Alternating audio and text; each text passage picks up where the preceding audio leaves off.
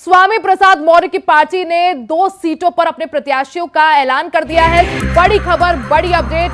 स्वामी प्रसाद मौर्य को इंडिया गठबंधन ने साथ नहीं लिया, जिसके बाद उन्होंने अपनी खुद की पार्टी आरएसएसपी बनाई और अब उन्होंने 2 प्रत्याशियों की भी घोषणा कर दी है। स्वामी प्रसाद मौर्य ने कुशीनगर से चुनाव लड़ने का ऐलान किया, तो खुद से कुशीनगर सीट से चुनाव लड़ेंगे स्वामी प्रसाद मौर्य। साथ ही देवरिया से एसएन चौहान को उन्होंने मैदान में उतारा है। गठबंधन से बात नहीं बनने पर स्वामी प्रसाद मौर्य ने उत्तर प्रदेश में इंडिया गठबंधन के साथ नहीं उतरने का फैसला लिया है।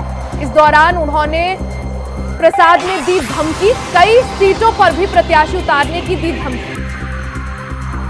तो बड़ी खबर आपको बता रहे हैं, देवरिया से एसएन चौहान को स्वामी प्रसाद मौर्य ने मैदान में उतारा है, जबकि खुद कुशीनगर सीट से मैदान में उतरे हैं। तो यहां पर इंडिया गठबंधन को बड़ी चुनौती दे दी है स्वामी प्रसाद मौर्य ने।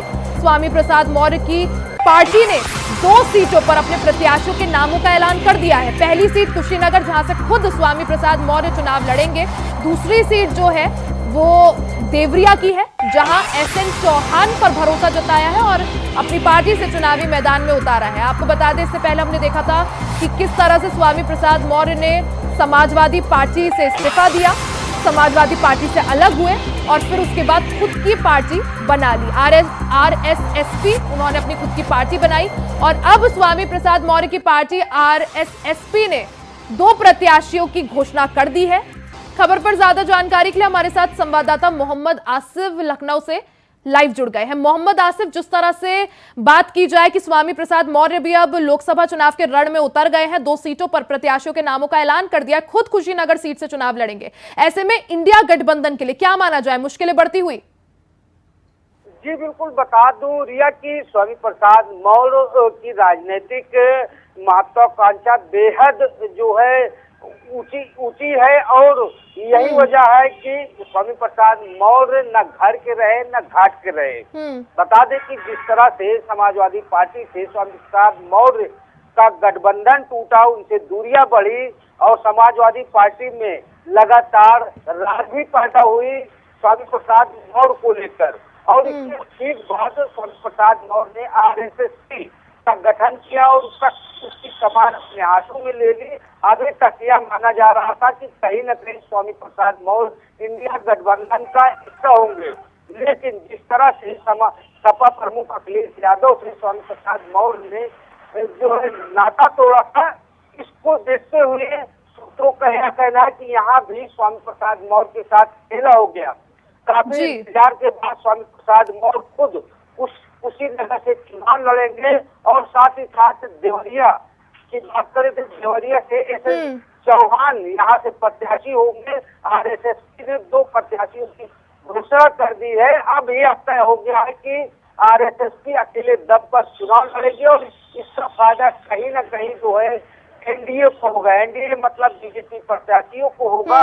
हालांकि जिस तरह से राजनीतिक उठापटक चल रही थी, स्वामी प्रसाद मौर्य को या जो है लग रहा था कि बीजेपी से उनकी बेटी संघमित्रा मौर्य को टिकट दिया जा सकता है और एक बार फिर से स्वामी प्रसाद मौर्य इंडिया गठबंधन का हिस्सा हो सकते हैं। तो यह जो उनके मंसूबे आए पूरी तरह से चकनाचूर हो गए। अब खुद कुशीनगर से स्वामी प्रसाद मौर्य चुनावी टोकरी और इसका ऐलान भी कर दिया। जी मोहम्मद आसिफ, पहले ऐसा लग रहा था कि उत्तर प्रदेश में सिर्फ 2 धड़े हैं, एक है एनडीए और एक है एनडीए को हराने वाला, सब लोग मिलकर चुनाव लड़ रहे थे। अब लेकिन अगर देखा जाए उनमें भी गुटबाजी देखने को मिल रही है। मायावती अलग चुनाव लड़ रही हैं, समाजवादी पार्टी और कांग्रेस एक साथ हैं। अब स्वामी प्रसाद मौर्य ने अपनी अलग पार्टी बनाई और अब 2 सीटों पर नामों का ऐलान भी कर दिया। वहीं ओवैसी और अपना दल के एक साथ चुनाव लड़ सकते हैं। क्या माना जाए, ये जो टूट देखने को मिल रही है विपक्ष में ही आपस में, इससे क्या बीजेपी को फायदा? क्योंकि मुश्किलें यहां पर सिर्फ इंडिया गठबंधन के लिए बढ़ती हुई दिखाई दे रही है। जी बिल्कुल रिया, बता दूं कि जिस तरह से लोकसभा चुनाव होना है, वो यह चुनाव 2 धुरी पर होना था। एक ऐसा पक्ष है जो बीजेपी के हराने के लिए लगातार जो है जी जान से मैदान में जुटा है और दूसरा पक्ष है बीजेपी को जिताने वाला यानी कि खुद एनडीए।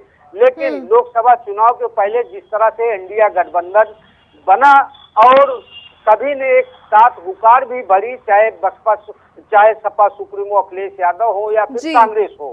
और यह माना जा रहा था कि बसपा प्रमुख मायावती भी इंडिया गठबंधन का हिस्सा बनेंगी और कहीं न कहीं ओवैसी की AIMIM को लेकर भी कयास लगाया जा रहा था कि वह इंडिया गठबंधन में आ सकते हैं। बात करें भीम आर्मी चीफ की, चंद्रशेखर आजाद को लेकर भी कहीं न कहीं माना जा रहा था कि वह समाजवादी पार्टी के साथ अलायंस करने के बाद इंडिया गठबंधन का हिस्सा हो जाएंगे। लेकिन जिस तरह से सीटों का बंटवारा हुआ, बात करें समाजवादी पार्टी की, तो अखिलेश यादव ने नगीना सीट पर अपने प्रत्याशी उतार कर चंद्रशेखर रावण को एक तरफ नाराज किया।